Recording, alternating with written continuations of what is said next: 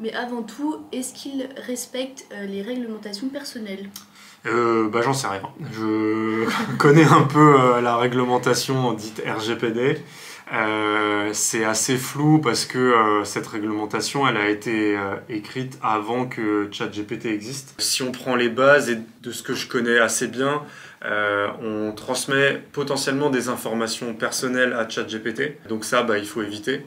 Mais en fait, c'est des informations, si vous les mettez dans un email que vous envoyez avec Gmail, pour moi, c'est un peu le même niveau de risque. Et c'est une entreprise qui est aux États-Unis, donc en fait, les serveurs sont pas en Union européenne, ils sont à l'extérieur. Et donc là, il y a le Patriot Act qui vient en conflit avec le RGPD, je crois. Donc non, strictement, je pense pas que ça respecte la RGPD, il faut faire très attention. Vous voulez juste essayer, je pense pas que le risque il est démesuré, sauf si vous mettez les codes de la bombe nucléaire ou un truc comme ça dans le chat GPT. Et par contre, assez rapidement, nous, ce qu'on conseille de faire, c'est d'utiliser Mistral AI. Donc déjà, c'est une solution qui est française, que vous pouvez héberger et installer vous-même sur vos propres serveurs. Et donc, vous êtes complètement indépendant de Google, ChatGPT ou d'autres grosses entreprises et vous maîtrisez ce qui se passe. Donc, pour le RGPD, déjà, c'est un bon début. Quelles tâches administratives peut-on optimiser avec ChatGPT?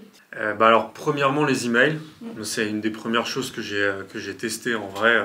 Quand des fois vous avez des longs mails à rédiger et vous avez un peu le syndrome de la page blanche, c'est bien d'avoir un début de mail avec ChatGPT. Les formules de politesse à la fin, où je suis pas très fort pour ça, pareil, ça m'aide beaucoup. Vous pouvez aussi des fois lui donner un mail que vous avez reçu et vous lui dites réponds à cet email-là. Donc ça peut aider aussi à faire une réponse. Ou alors moi, une fois, je me rappelle très bien, j'ai eu un mail, j'étais un peu énervé en lisant le mail et j'ai demandé à ChatGPT de me répondre poliment à ce mail-là. Donc j'ai pris la réponse que ChatGPT m'a proposée, je l'ai adaptée parce que vous pouvez pas prendre tel quel les choses. Sur le côté tâches répétitives, par exemple répondre à des candidatures spontanées, nous on a commencé à le faire. Alors attention parce qu'on a eu un bug, c'est-à-dire qu'on a appelé Clémence presque toutes les candidatures qu'on avait eues. ChatGPT a fait un peu n'importe quoi et donc on répondait, on essayait de dire désolé, votre candidature elle tombe au mauvais moment, le profil ça va pas ou peu importe. Et donc au début c'était bonjour et théoriquement ça devait reprendre le prénom de la personne et ChatGPT avait dit Clémence à tout le monde ou presque. Donc ça on n'a pas fait gaffe parce qu'on a relu en fait les réponses. Mais c'est moi qui l'ai fait en plus et la réponse, en fait j'ai fait attention à ce qu'il y avait écrit dans le corps du mail, mais le bonjour virgule, j'ai pas fait attention. Donc ça théoriquement ça peut faire gagner du temps, mais attention aux erreurs.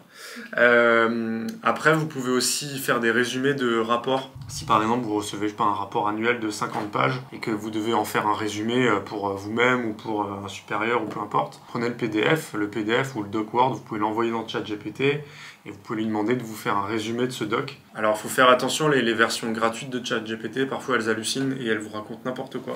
Donc il ne faut pas faire trop confiance à ChatGPT. Il faut toujours vérifier certaines choses et il faut comprendre un minimum ce qu'on lui demande parce que sinon il peut vous répondre n'importe quoi et vous vous rendez plus compte. Les versions supérieures qui sont assez accessibles avec le ChatGPT payant, il fait moins d'hallucinations, il répond moins de bêtises. Mais voilà, sur certains sujets, il faut toujours faire un peu la balance entre le temps que ça vous fait gagner et le temps que vous auriez mis à le faire en entier vous-même. Et au milieu, il faut toujours ramener un petit peu de temps où vous allez relire et vérifier. Parce que sinon, en fait, ça peut vous faire gagner du temps dans un premier temps. Sauf qu'à long terme, vous allez générer une énorme connerie et ça va vous faire perdre plus de temps plus tard. Est-ce que ChatGPT peut-il remplacer l'humain? Ça dépend quel type d'humain on parle et surtout quel travail fait-il. Il y a des tâches qui sont très répétitives et un peu à la manière d'une usine il y a longtemps où il fallait serrer des boulons avec une vis, un tournevis toute la journée. Et puis maintenant vous avez un robot qui fait ça. C'est vrai qu'il y a certaines tâches liées à la bureautique, au secrétariat, à ce qu'on peut faire sur un ordinateur qui est clairement ciblé par ChatGPT. Enfin ciblé, ils font pas exprès de le cibler, mais ça peut remplacer en partie. En vrai, concrètement, il y a quand même assez peu de métiers qui sont 100% remplaçables par ChatGPT, là, comme ça, en claquant des doigts. Il y a une part de risque en plus qui peut être compliquée. Par contre, je pense qu'il y a une bonne partie du temps que vous pouvez passer sur un métier, dans une tâche, sur les tâches d'une semaine, qui peuvent être largement améliorées par ChatGPT et vous aider à gagner 3, 4, 5 heures par semaine minimum. Et donc, c'est du temps en plus que vous allez avoir.